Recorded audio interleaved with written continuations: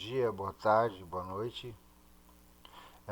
Eu também quero fazer umas lives voltadas para a Bíblia, né?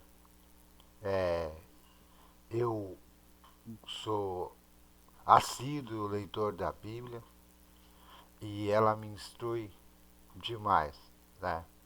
É, Grandes mestres leram a Bíblia e se edificaram nela, né?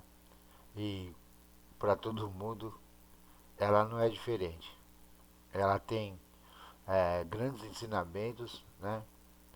Ela serve para ser usada como uma mente, né? Porque eu considero minha mente defeituosa.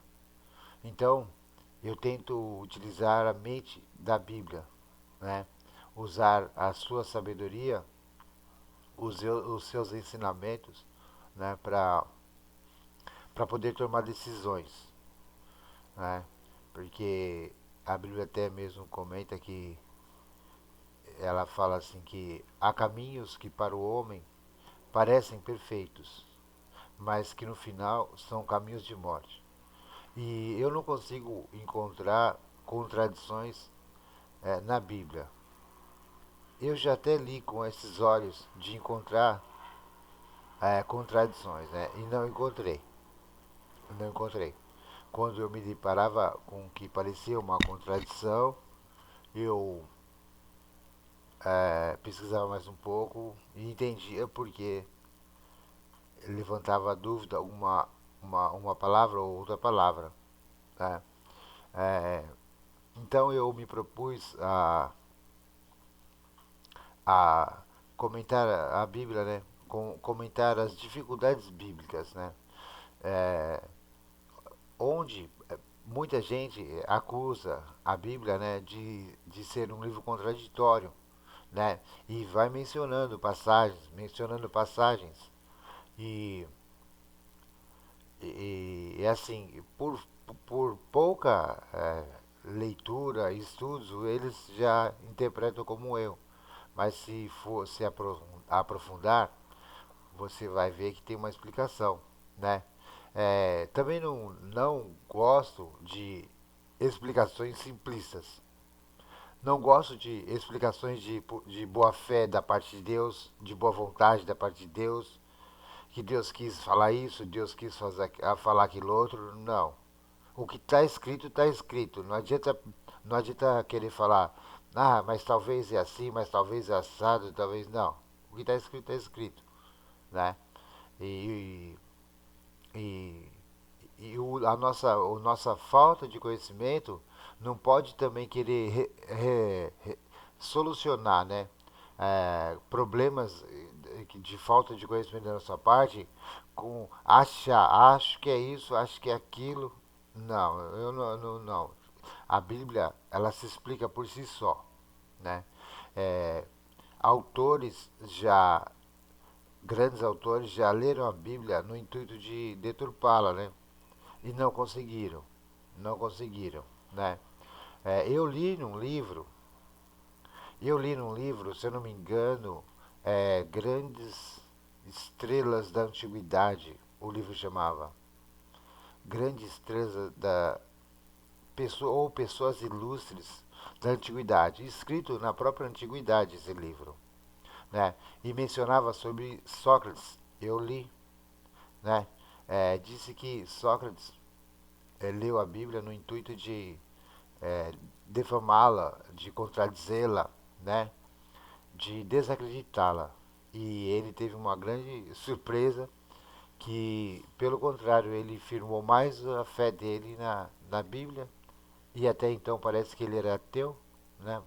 Deixou de ser ateu e, inclusive, falou que o livro falava, né? O livro que eu li falava que ele fez a máxima dele, né? O pensamento dele em cima da própria leitura da Bíblia, né? Que ele falava que todo o saber dele consistia em saber que ele nada sabia. Devido a ele ter então passado a conhecer a teologia, né? A Bíblia, né? A palavra de Deus, né? E E grandes mestres estudiosos afirmam que a Bíblia não tem contradição, né? Então eu inicio esse segmento também, né, de contradições bíblicas, mas eu coloco um ponto de interrogação. Então é uma pergunta: contradições bíblicas? Tipo, cadê? Onde? Né? E eu fiz aqui uma introdução, uma pequena introdução, né? E eu estou acompanhado também de um parceiro, né, nessa questão, né? Que é meu tio. Meu tio é Moacir Mateus dos Santos. Ele é evangelista, né? Ele por muito tempo já dirigiu igrejas. E eu sou fã do meu tio, sabe? Né, do Moacir Mateus dos Santos. Porque ele é muito aplicado. Ele é muito aplicado. Ele tem pouca leitura assim de escola, né? Mas tem muita leitura da Bíblia, né? Ele estudou pouco, mas ele tem um profundo conhecimento. E muitas questões que eu tenho dúvida, eu pergunto para ele e ele me esclarece, né?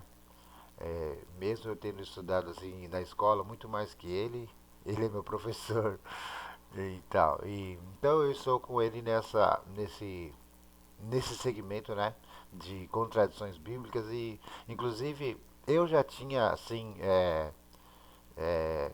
dúvidas, né, quanto a esse respeito de contradições bíblicas, assim, eu mesmo tinha dúvidas, né. E então na época ele me deixou eu dar uma olhadinha num livro que ele tem ou tinha, né, que ele não sabe onde está o livro. O livro chama Dificuldades Bíblicas mesmo. E mostrava, né, que tinham partes que pareciam contraditórias. E mas tinha uma explicação. Então eu já estou dando uma introdução, início, uma introdução de 7 minutos aí, vamos lá. Contradições bíblicas, um ponto de interrogações. Uma pergunta, contradições bíblicas, né? Já mencionei que eu estou tendo o apoio do meu tio, né? Moacir Mateus dos Santos. Ele é evangelista e escritor, né? Eu sou jornalista e escritor. E então eu escrevi assim, é, toda a escritura divinamente inspirada é proveitosa para ensinar, para redarguir, para corrigir, para instruir em justiça, para que o homem de Deus seja perfeito e perfeitamente instruído para toda boa obra. Isso é a Bíblia quem fala, né? Aí eu, com as minhas palavras, continuo. Poderíamos citar várias outras passagens bíblicas que exaltam a palavra de Deus, mas nesta oportunidade não faltará motivos de apreciação, bem como de conforto espiritual e de uso pela fé dessa maravilhosa obra literária vinda da própria boca de Deus, quando inspirada e como tal, inspirada inerrante. Esta proposta de trabalho não é nada mais que um roteiro para que conheçamos a Bíblia e mesmo Deus em profundidade. A Bíblia e Deus, né? Ao mesmo tempo que lhe dá embasamento para combater falsas doutrinas, bem como lhe proporcionar argumentos para um evangelismo eficaz. E que a palavra de Deus lhe sirva para lhe conduzir a uma vida de paz, de prosperidade, de boas obras e no futuro te conduza para o céu, né? Então eu separei, cataloguei algumas o que o pessoal dizem que são contradições, né? Então eu e juntamente com o meu tio, né, nós respondemos, né? E eu a primeira a primeira contradição bíblica que se acusa a Bíblia, né? Vamos lá. Elias, Moisés e Jesus juntos no Novo Testamento. Porém, a Bíblia mesmo afirma que os mortos não sabem de nada, em Eclesiastes 9, versículo 5. Moisés morreu. Como poderia estar com Jesus? Então, no Novo Testamento tem uma passagem que é, fala que Moisés, Elias e Jesus estavam juntos, conversando, né? Mas a Bíblia mesmo afirma que os mortos, eles não retornam. Então, seria uma contradição bíblica, então. Se os mortos não retornam, o que Moisés estava fazendo ali no Novo Testamento? Essa é a pergunta, essa é a colocação, essa é a acusação contra uma acusação contra a Bíblia. Então eu respondi e posso até explicar um pouco melhor. Ó, Elias, segundo a Bíblia, seria possível estar com Jesus, né? Essa passagem se encontra em Mateus 17, do 1 ao 8. Uma vez que este fora trasladado, ainda vivo para o céu. Está lá escrito em 2 Reis, capítulo 2, versículo 11. E também Moisés pôde estar lá sem nenhuma contradição, pois o capítulo 17 de Mateus, né, que essa passagem está no capítulo 17 de Mateus, né, essa passagem trata de Jesus transfigurado em glória, ou seja, simbolizando-o na sua volta gloriosa, onde virá buscar os seus, tanto vivos quanto ressuscitados. Elias significando os vivos e Moisés os ressuscitados. O que importa se Deus quis ressuscitar Moisés e não declarar? O mínimo de familiaridade bíblica, o leitor encontrará diversos casos de acontecimentos sem se declarar pormenores, né? Então, ali Jesus simbolizava é, a sua volta gloriosa, porque ele depois é, ele ficou é, transfigurado, né, em glória. O seu rosto brilhava muito e os discípulos tinham dificuldade para olhar para ele, né? Ali significava Jesus, é uma passagem profética sobre o próprio Jesus, né? Quando ele voltará em glória, né? E naquele momento ele estava representando essa ocasião, né? Da volta gloriosa. Então pôde estar ali Elias e Moisés. Elias, ele foi para o céu ainda vivo. E a gente sabe que ele está vivo até hoje, né? Que ele fora tomado vivo. E ele não é o único, né? Que fora tomado vivo. Enoque também fora tomado vivo e ainda está vivo, né? E então Elias vivo pôde estar com Jesus e Moisés, sendo ressuscitado então pelo poder de Deus, pôde também estar junto, né?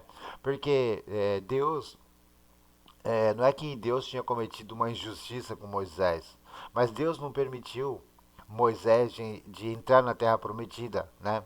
Na terra na qual ele ficou vagando 40 anos pelo deserto, em rumo a essa terra, e ele não pôde entrar. Então, Deus tinha outro plano para ele, né? Deus tinha um outro plano para Moisés. Deus queria que Moisés estivesse nessa passagem gloriosa com Jesus, né?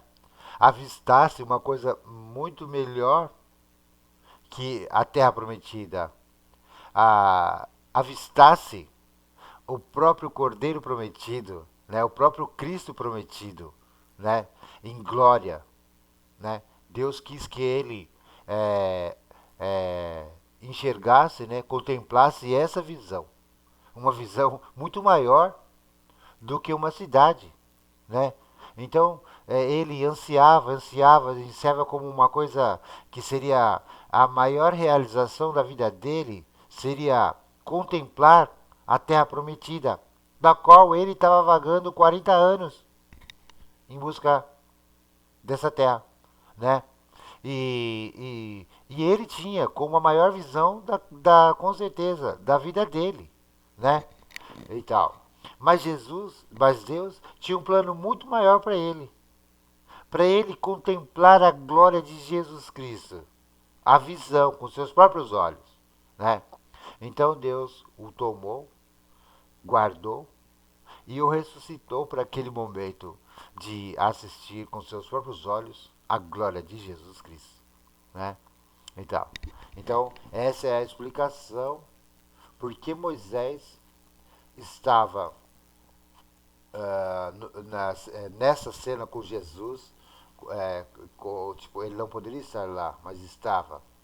Mas ali é o poder de Deus, o trabalhar de Deus, o querer de Deus, os planos de Deus, né?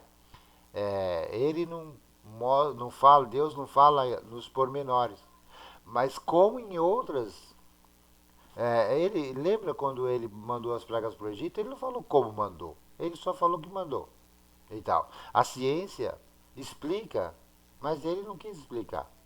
Deus mesmo não quis explicar, mas a ciência explica, né? Então essa questão está respondida. Eu vou para a próxima questão. É, os que seguiam para Damasco com Paulo, na ocasião da aparição de Jesus para este, né, para Paulo, viram ou não viram e ouviram ou não ouviram este acontecimento, pois em Atos 9, 7, 9, no capítulo 9, versículo 7, afirma uma coisa, e em 22, capítulo 22 do mesmo Atos, versículo 9, afirma outra coisa, né? Trocando em miúdos. Paulo se dirigia a Damasco, né? Onde teve uma experiência com Jesus, né? E, e aconteceu de um clarão, assim, e vozes, né? E Paulo estava acompanhado. E a Bíblia diz duas coisas. Na Bíblia tem escrito duas coisas. Que os acompanhantes não viram e nem ouviram. Não, viram e não ouviram. Só que em outra parte fala que não viram e que ouviram. Então você fica sem entender se eles viram ou não viram, se eles ouviram ou não ouviram o que aconteceu, né? É uma dúvida é, que encontra base para ter dúvida mesmo, né? Já que uma parte afirma uma coisa, a outra parte afirma outra, né? O que diz em Atos, capítulo 9, versículo 7, está dito diferente no mesmo livro de Atos, no capítulo 22, versículo 9. Então, a explicação, né? Eu já disse que eu não estou sozinho, eu estou acompanhado nessas questões, né? É, eu explico ali, né?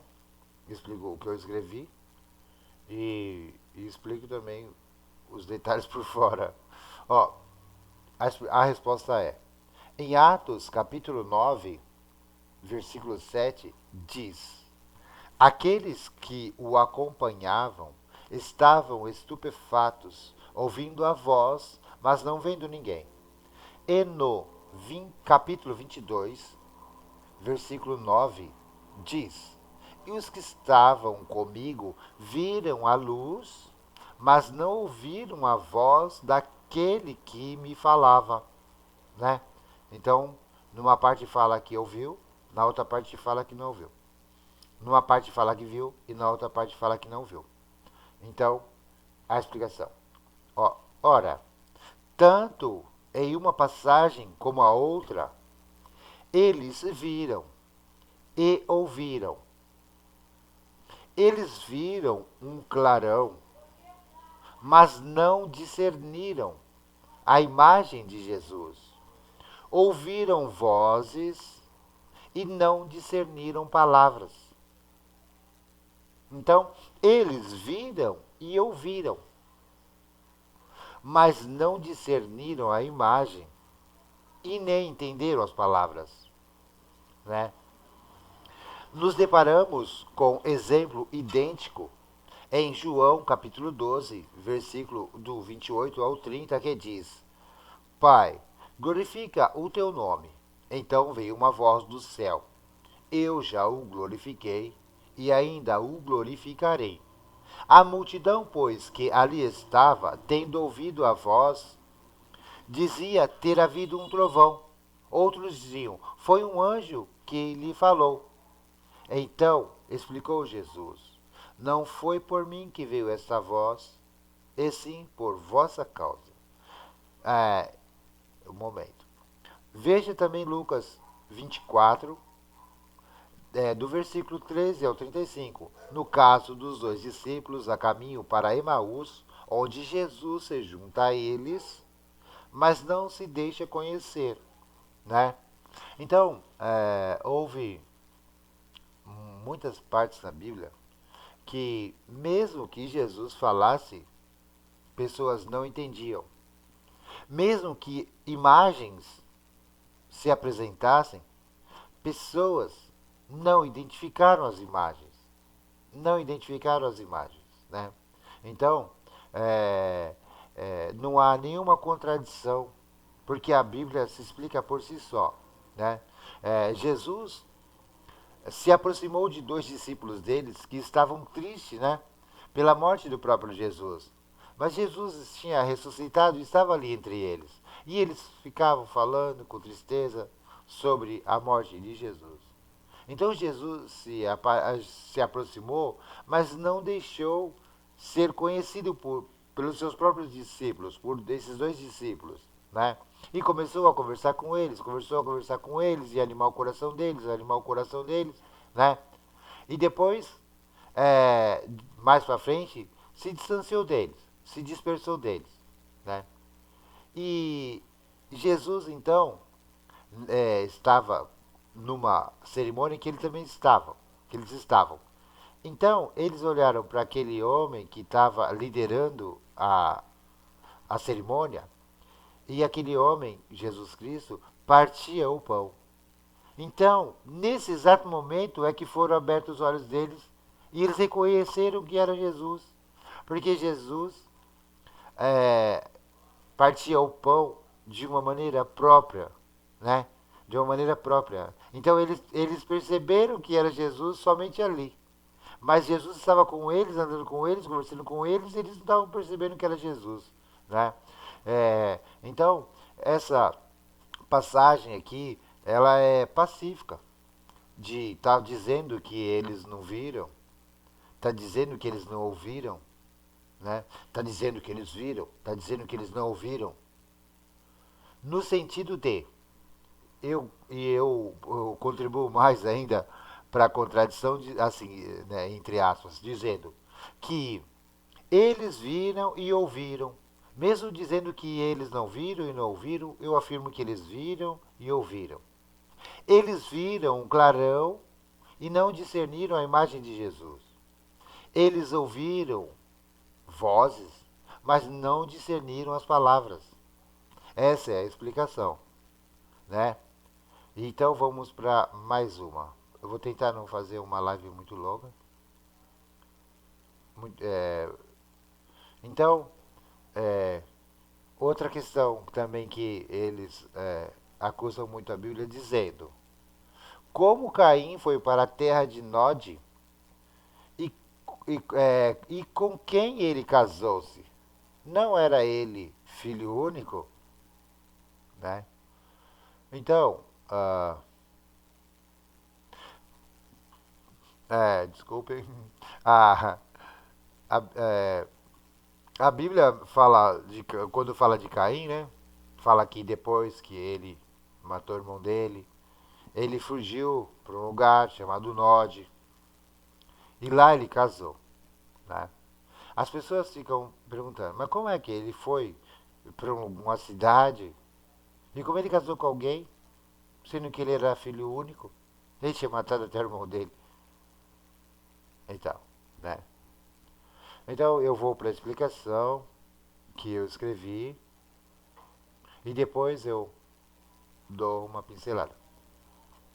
Ah, não há nenhuma linha científica que determine com propriedade que Nod existisse na época em que Caim para lá foi. O historiador Flávio Joséfo apenas cogita. E quanto a ele casar-se, só poderia ser com alguma pessoa que fosse parente sanguínea, não importando o grau, não importando o grau. Até mesmo porque a Bíblia não menciona quanto tempo durou da sua ida para Nod até seu casamento, e nem a quantidade de pessoas que existiam até aí, né, até o seu casamento. Mas, acima de tudo, o mais importante é saber que essa história foi escrita muitos e muitos séculos depois de acontecido e que o escritor, conhecendo a região, pôde determinar exatamente o local e o nome em que Caim se fixara no passado. Né? Então, uma explicação à parte. É, a Bíblia não determina quanto tempo levou para ele se casar, né? Mas historicamente, contemporaneamente falando daquele local, né? Eles se casavam bem mais velhos. Eles se casavam bem mais velhos, bem mais velhos, bem mais velhos. E eu não me recordo agora com exatidão, mas era para cima de 100 anos que eles se casavam, né? E, e eles viviam perto de 1000 anos, 800 anos, 700 anos, 600 anos, 500 anos, né? E, e então, assim, dado a um tempo que levou para ele se casar, né? A sua mãe teve mais filhos. A Bíblia conta que a mãe dele, Eva, teve mais filhos, né? Então, era uma determinação a proliferação de humanos para povoar a terra. Então, Deus abençoou com a fertilidade, né? Então, e você não sabe quantas pessoas existiam naquela época, né? Vindos da própria família dele, né? Se casavam entre famílias, né? E a Bíblia também não fala que ele casou lá, fala que ele casou, fala que ele casou, né? Então, o escritor, quando escreveu essa passagem, ele estava 400 anos depois dessa história. Então, ele olhando para o passado, ele pôde localizar com exatidão a região onde ele foi se mudar. E 400 anos depois, tinha lá já o nome de Nod. Mas na época que ele foi, não tinha nome. Não tinha nome, porque Nod é, é relacionado a esse nome a pessoa. A pessoa. Então não existia o nome Nod. Não existia. Quando ele foi para lá. Um historiador famosíssimo, né? Todo mundo, e muito importante, Flávio Joséfo, ele comenta sobre essa cidade. Ele afirma que existia essa cidade. Mas, cientificamente falando, não há nenhuma linha que comprove qualquer coisa dessa cidade. Então, ele cogita, fala sem base científica nenhuma para dizer que lá já tinha uma cidade e tal. Quem lê o livro dele, essa passagem, eu não li o livro todo, mas essa passagem, quando você lê, você vê que ele fala por falar.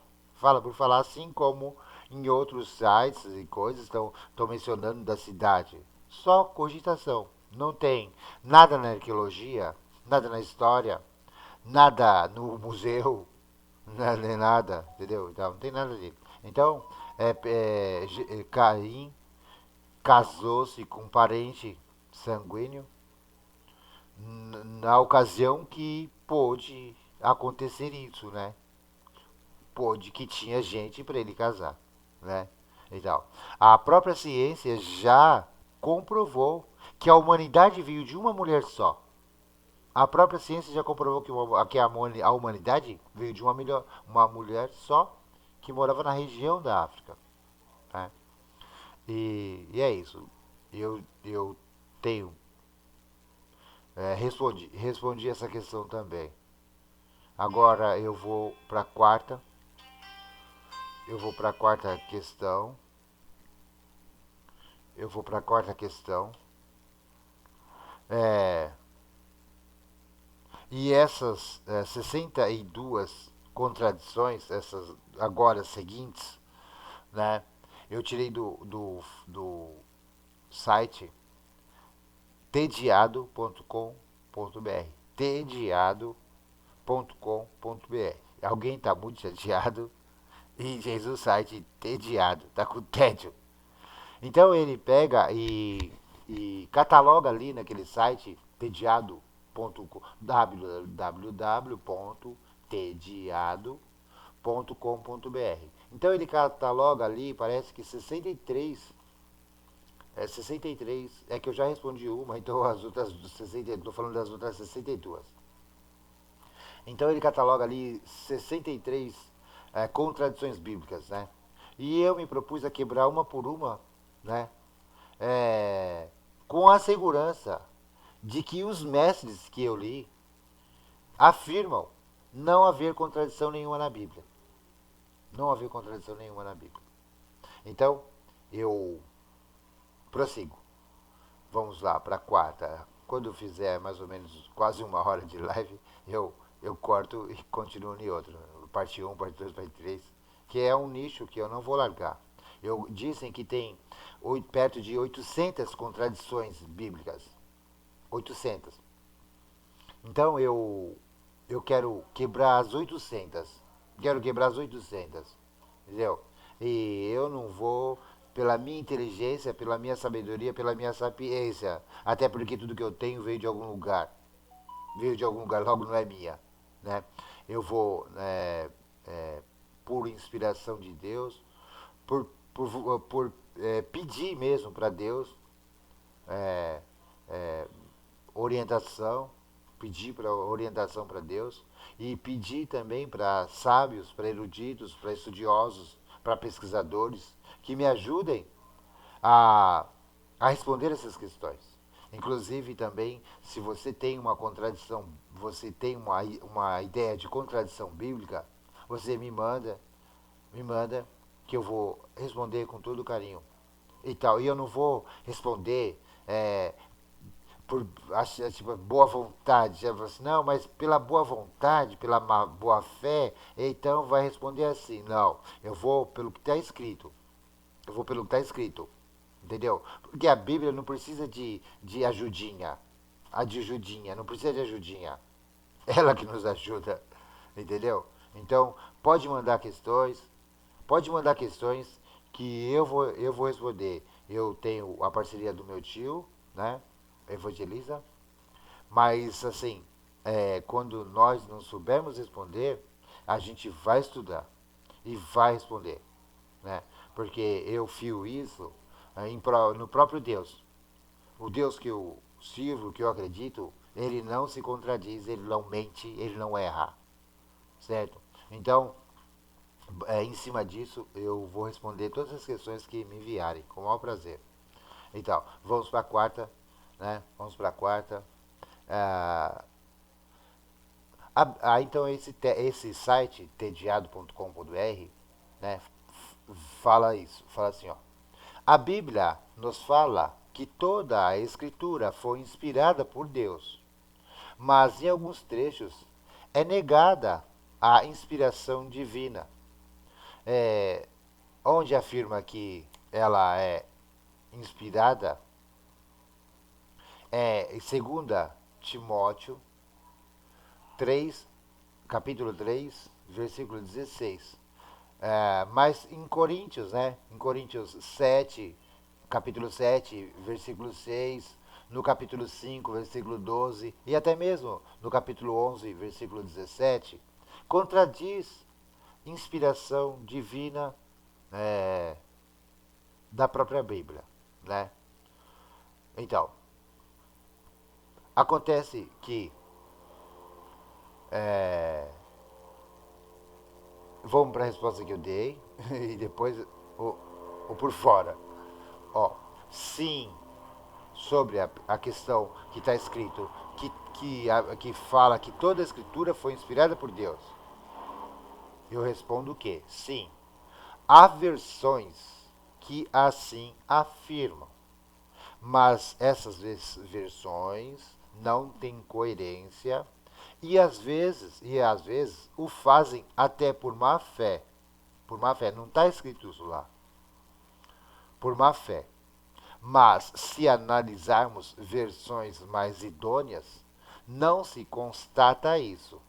Veja, por exemplo, a Bíblia João Ferreira de Almeida, é uma que eu tenho, que de edição de 1969. 1969. É, é, tá escrito assim. Lá tá escrito assim. É, 2 Timóteo 16, 16. Lá tá escrito assim.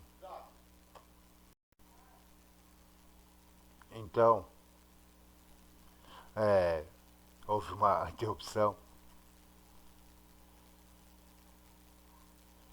Então, aqui fala que a Bíblia está escrito que toda a Bíblia é divinamente inspirada. Mas, assim, o site está falando. Mas, assim, não é verdade.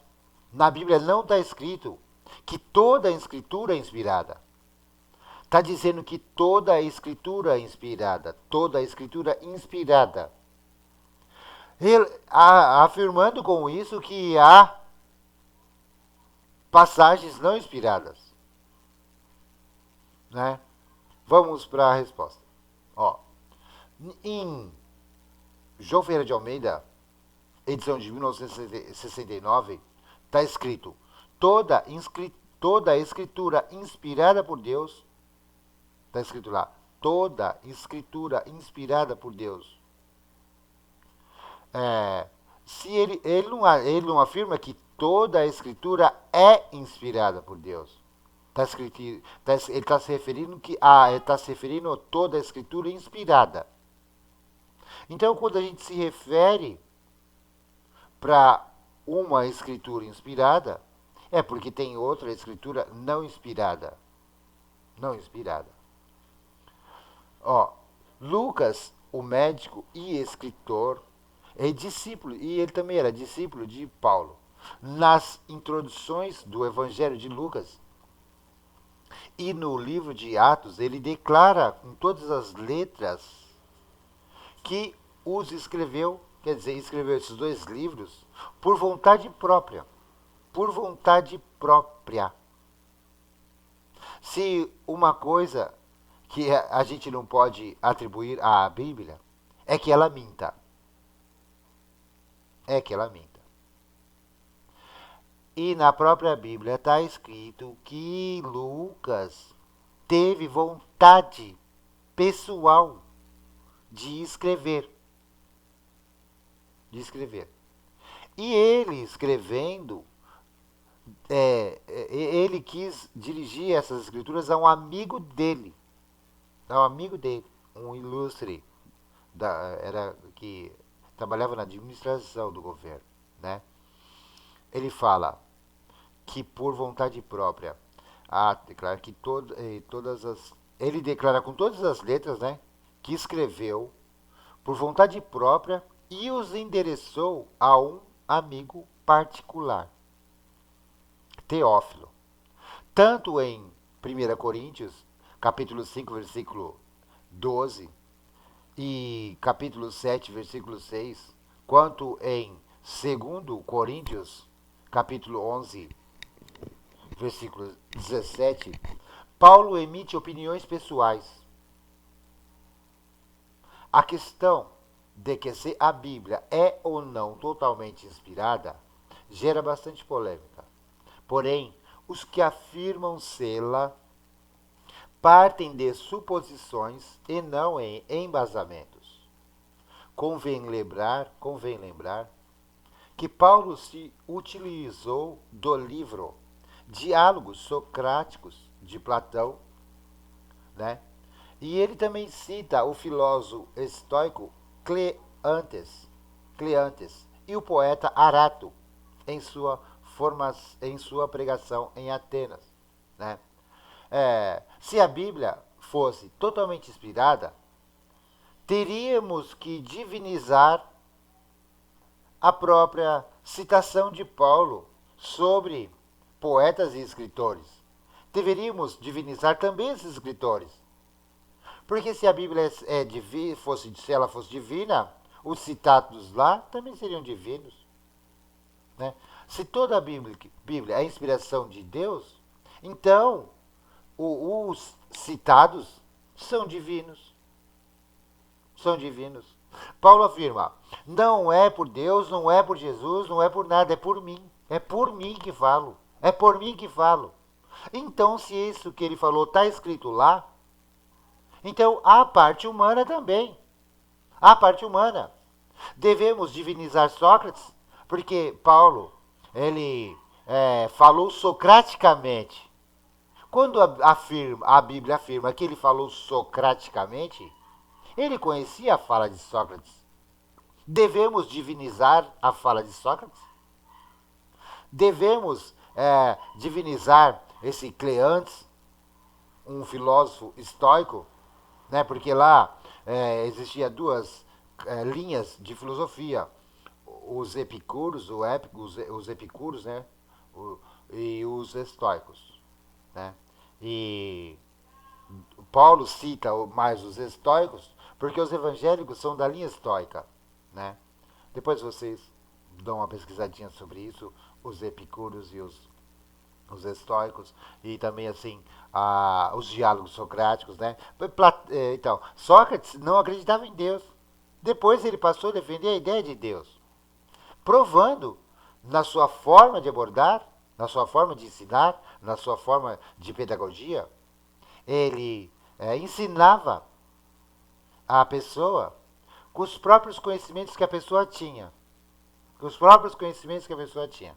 Ele ensinava as pessoas. Né? Eram os diálogos socráticos. Né? Paulo utilizou-se porque era o que estava na moda naquela cidade, naquele tempo. Então ele usou, sabiamente, uma coisa comum àquele povo, né? E introduziu sua pregação.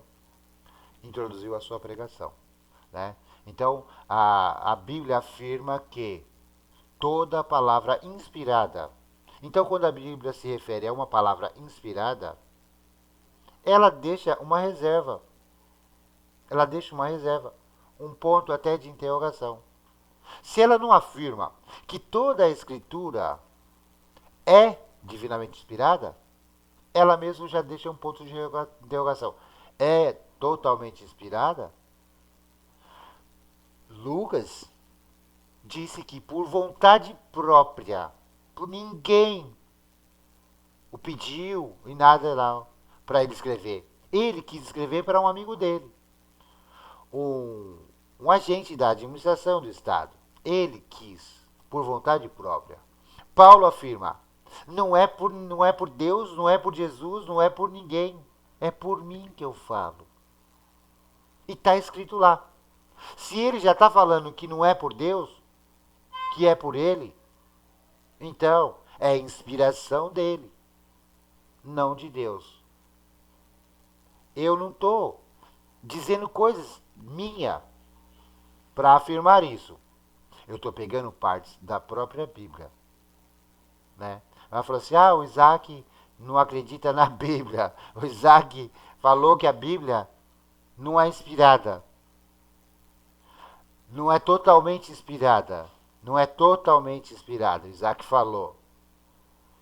Eu estou falando que a própria Bíblia fala que partes é de vontade humana. Né? E está respondida essa questão. Está respondida essa questão. Então, vocês podem retomar, voltar ao vídeo e pegar tudo o que eu falei das passagens, né? Do poeta, do escritor, do filósofo, que Paulo cita, né? Paulo menciona as corridas, os campeonatos, né? Que existiam de exercício, essas coisas todas. Então devemos é, é, de- é, divinizar o exercício, falar assim, não é de Deus, é de Deus, é Deus, é uma coisa divina, vamos reverenciar os exercícios, isso e aquilo e tal, né? E os exercícios, né? A gente sabe que era muito popular com as Olimpíadas, né? Olimpíadas já está dizendo que é de Olímpio, que um céu, que é um lugar separado onde vivem os deuses gregos, né? E as Olimpíadas é uma dedicação a esses deuses, aos deuses do Olimpo, né? Que da própria Grécia e tal. Então Paulo não ia divinizar as Olimpíadas. Tá bom. Tá respondida essa. Agora, outra coisa também. É, essa é a outra, né? Ele fala assim, ó. Os gigantes existiam antes da inundação. Os gigantes da Bíblia.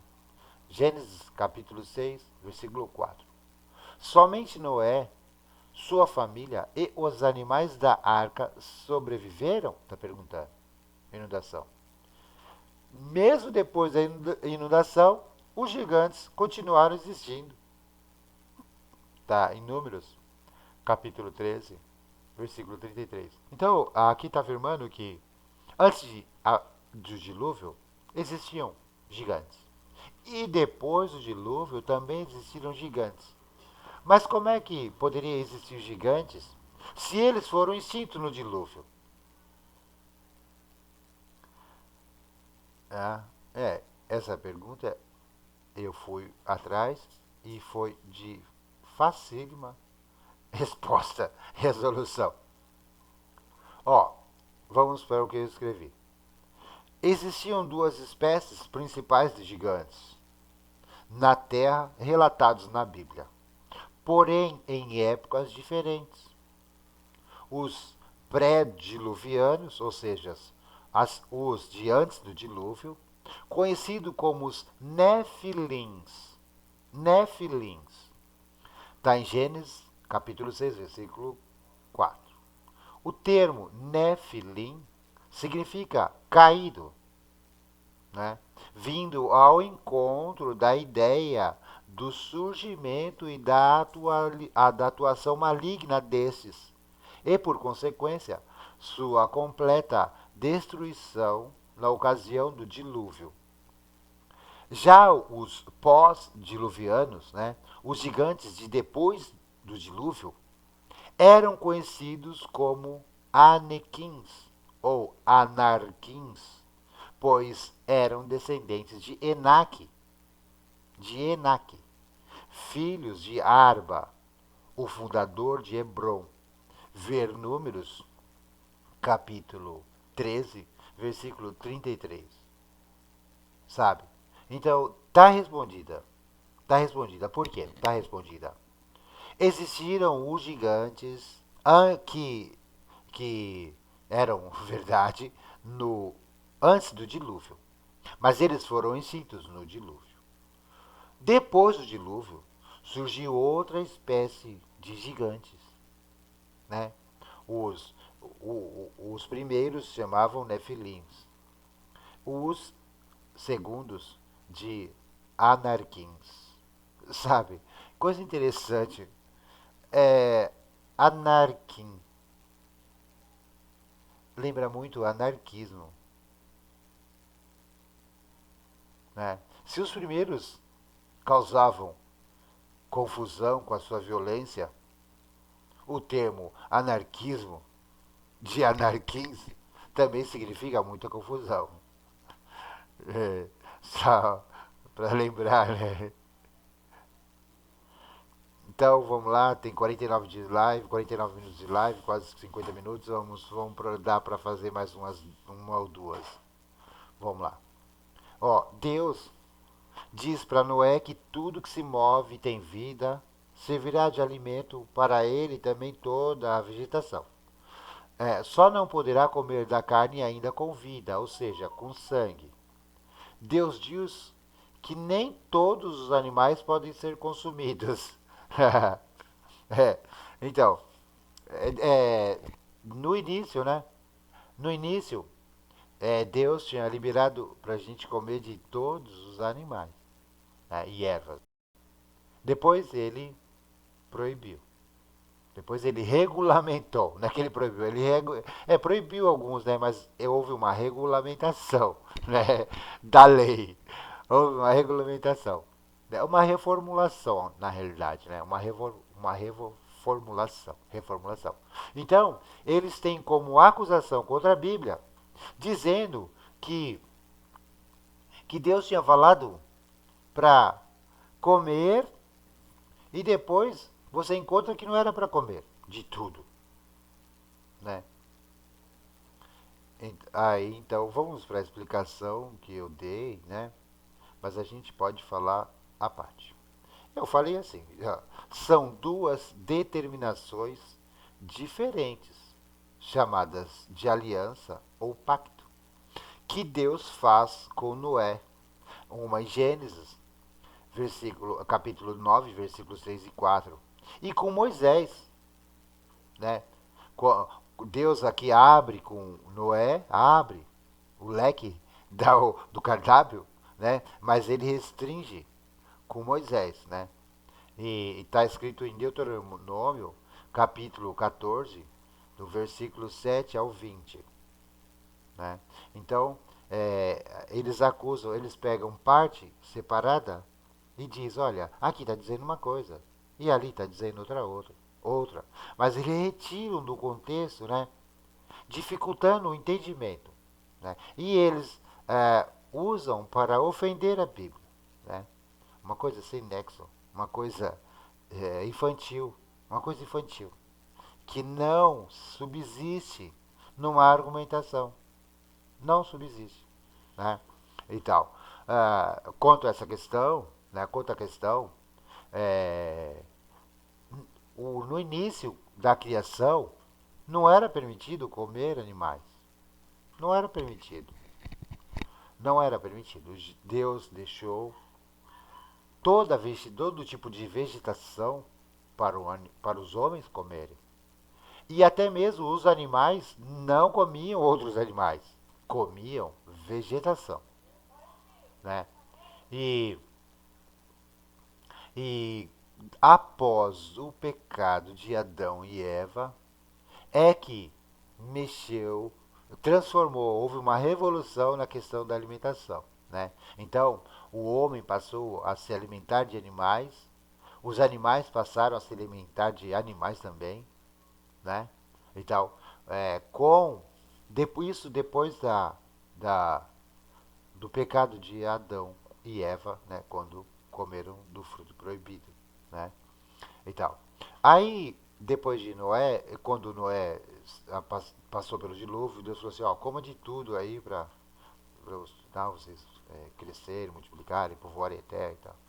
Depois em Moisés, ele pega e cria umas leis então, porque ele estava formando um povo para ele, um povo que receberia ensinamentos direto dele, né?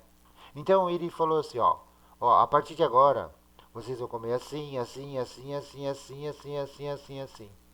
Então é por isso que, que numa parte afirma que pode comer de tudo, e na outra que não poderia comer de tudo, né? Mas essas duas alianças foram revogadas também futuramente no Novo Testamento, onde ele abriu novamente e falou: olha, podem comer à vontade dos animais da terra. Pode comer à vontade dos animais da terra, né? Dos alimentos da terra. Pode comer à vontade. Acabou. Porque o pacto que ele fez com Moisés foi ultrapassado. Foi ultrapassado. E praticamente voltamos, né, ao tempo de Noé na alimentação. Na alimentação. Não tendo nenhum impedimento a tipos de animais. A tipos de animais para você comer, né? Se determinada religião não proíbe algum animal, é porque eles se baseiam no judaísmo, né? No judaísmo. Eles se baseiam no judaísmo, então eles acham que tem que seguir, que não pode comer aquilo lá e tal, tal, tal. Mas o próprio Deus dos judeus, ele abriu esse leque novamente da alimentação, né? E tal. E, e a prova, né? A prova está na passagem de Pedro, na passagem de Pedro, quando ele é convidado para pregar, né, para falar da palavra de Deus na casa de um oficial do exército. Eu não me recordo agora, né, nesse exato momento da passagem, né, eu poderia ter marcado, mas eu esqueci de marcar. Então Pedro ele é convidado para a casa de de um oficial romano, do exército romano, né, para falar da palavra de Deus. E Pedro tinha aquela questão de não querer se misturar com não-judeus, né? Pedro era um pouco hipócrita. O Pedro era um pouco hipócrita ainda, porque ele sabia que Deus já não tinha mais acepção de pessoas. Mas ele, para se manter para manter suas aparências de frente aos judeus, ele evitava falar com não-judeus. Paulo o acusa, fala assim, eu acusei Pedro na cara dele. Falei, você está sendo falso. Você tem um comportamento, mas assim que. Aí quando vem os judeus, você muda seu comportamento. Então, Deus fala para Pedro, coma isso, isso, isso. Ele fala, não, Senhor, eu não vou comer essas coisas, porque desde criança eu não como. Aí Deus fala, não torne impuro o que eu santifico. Não torne impuro o que eu santifico. E Deus mostrava quase todo tipo de animal da terra, né? Por espécie, né? Por linha de segmento de espécie. Né? Não todos os animais, só de espécies, né? E tal. E, de família, né? De família de animais, né? E tal. Então, então essa questão está resolvida. Não há contradição que a Bíblia fala para comer e para não comer, segundo as explicações de cada passagem, de cada determinação. Né? Vou fazer mais uma só, né? Vou responder mais uma. Vou responder mais uma e fica para outra live responder mais. Então vamos lá. E essa aqui eu retirei, que já falei, né? Do site www.tediado.com.br. Lá eles acusam a Bíblia, né? E eu estou quebrando as acusações. Me propus a quebrar as acusações, não em cima, baseado nos meus conhecimentos, não baseado na minha inteligência nem na minha sabedoria, baseado na palavra de Deus, baseado na sabedoria de Deus, baseado na inteligência de Deus, baseado na misericórdia de Deus, baseado na profecia de Deus, na profecia de Deus, que ele fala, eu já falei isso em outra passagem, que ele fala, você será mais sábio que os seus mestres. Ora, é, eu acho que isso é uma coisa meio que, não estou menosprezando, estou falando que é lógico que você tem que ser mais sábio que os seus mestres, né? Deus sabe da importância disso e determinou que nós seremos mais sábios que nossos mestres, né? Porque a, com a soma dos conhecimentos, a gente enxerga mais longe, né? Então ouvimos um mestre, ouvimos outro mestre. Um momentinho, vou ter que... Inclusive, Isaac Newton dizia, né? Dizia, se eu enxergo mais longe, é porque eu estou assentado nos ombros de gigantes. Os próprios mestres dele. Né? Os próprios mestres dele. Então, vamos para a última dessa live, né? Mas eu vou continuar nesse segmento, né? Então, pessoal, o site Tediado, né, acusa a Bíblia dizendo assim: toda a terra tinha uma só língua e as mesmas palavras, até que Deus criou vários idiomas diferentes, fazendo com que ninguém entendesse um ao outro. Ele pegou a passagem de Gênesis, capítulo 11, versículo 1, o 6, o versículo 1 e do 6 até o 9, né? Aí ele alfineta falando assim: anterior a isto, a Bíblia fala de diversas nações, cada um com sua própria língua. Entendeu? Perdão. Então ele fala assim: olha, no capítulo 11, Deus fala uma coisa que a gente constata outra no capítulo anterior. Como é que, a diferença de um capítulo, Deus fala uma coisa e fala outra em outro capítulo, né? Então, vamos à explicação, né? Toda a terra tinha uma só língua e as mesmas palavras, até que Deus criou vários idiomas diferentes, fazendo com que ninguém entendesse um ao outro. Gênesis, capítulo 11, versículo 1 e versículo do 6 ao 9.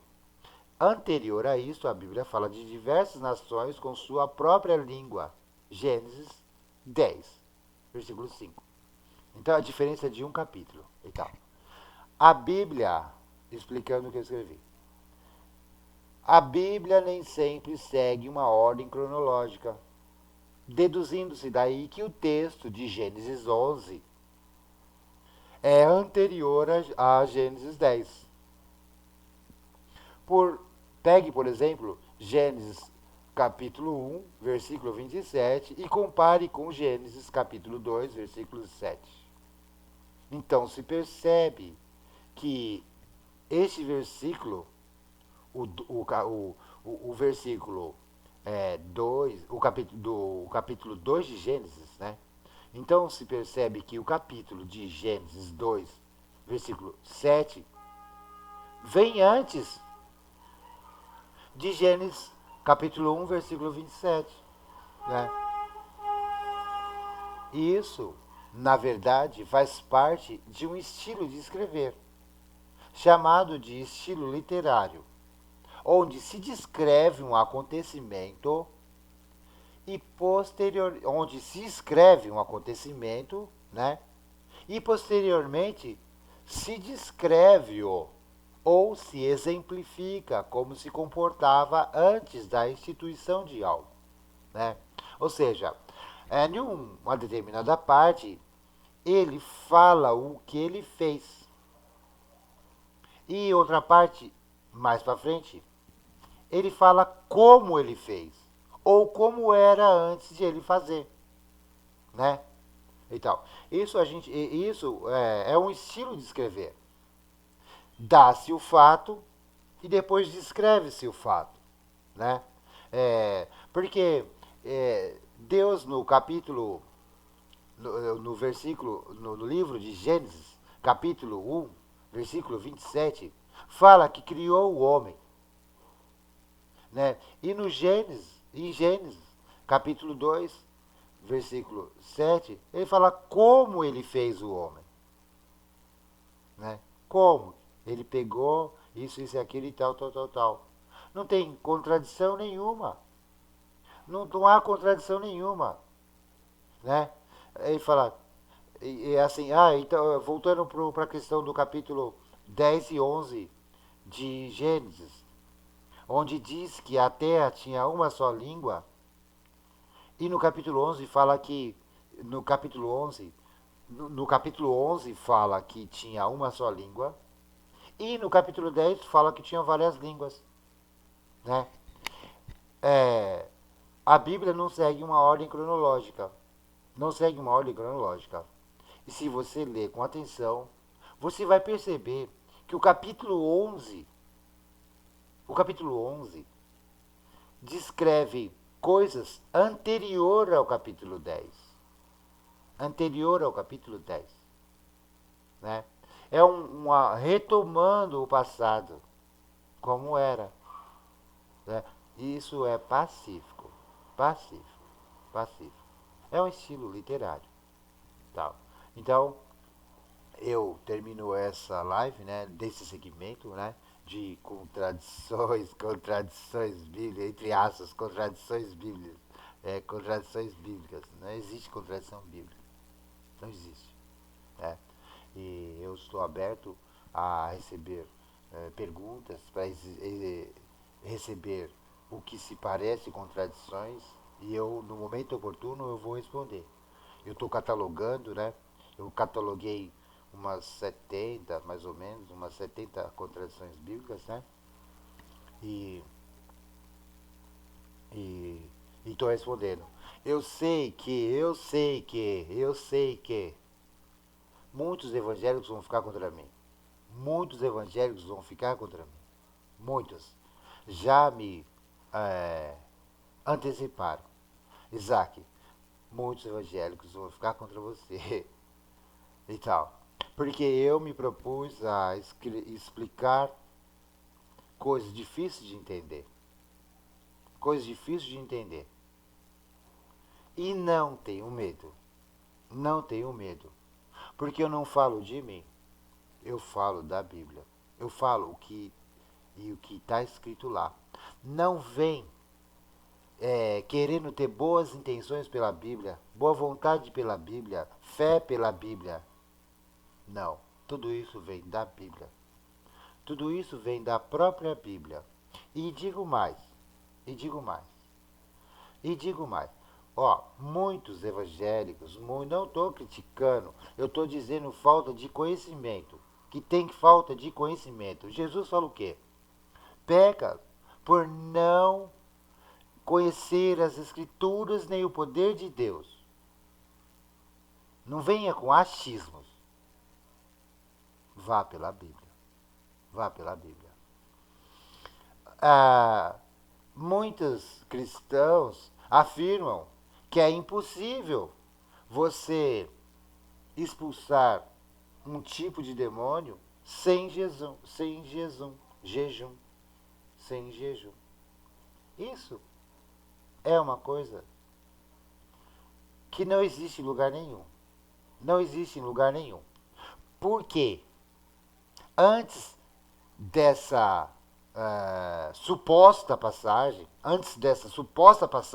em que Jesus afirma que há caça de demônios que só saem com jejum e oração, antes dessa passagem, Jesus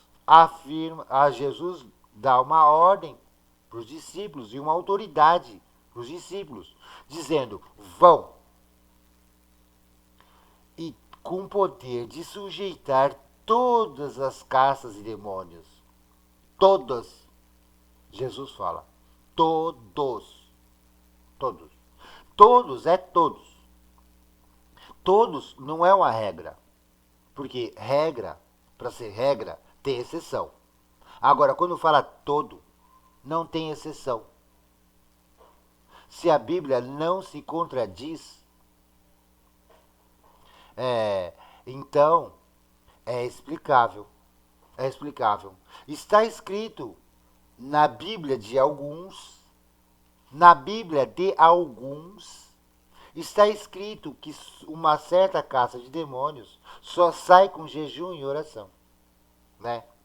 Isso foi um erro de João Ferreira de Almeida de achar que estava escrito assim nos originais. Porém, já a própria Bíblia, João Ferreira de Almeida, já vem com uma nota. Olha, não encontramos essa passagem no original. E outras Bíblias já vêm sem essa passagem. Vem sem essa passagem de que é preciso ter jejum para expulsar um certo tipo de demônio, de caça de demônios. Né? Se fosse assim, a Bíblia estaria em contradição. Porque capítulos antes a essa passagem, Jesus fala que estava dando autoridade para todos os discípulos e expulsarem todo tipo de demônio. Todos, todos, é todos. Não existe nada fora do todo, né?